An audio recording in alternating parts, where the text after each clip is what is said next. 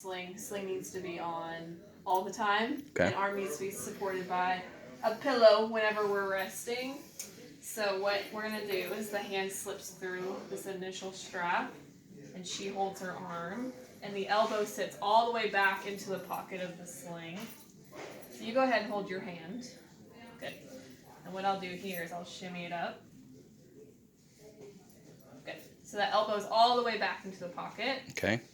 The strap will come over and around, shoulder, and I put it underneath oxygen just so it's not clamping down on it.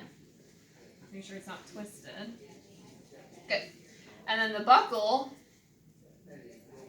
is kind of the most confusing piece of it. It's kind of counterintuitive. What you want to do is you want to put it through, we call it the mouth, so it's the straight edge first. Mm-hmm. And then you put it through the teeth, which is the jagged edge. Okay. And that's what makes it tight. And then we'll just tighten it till the arm is sitting neutral at the stomach, probably right around the belly button.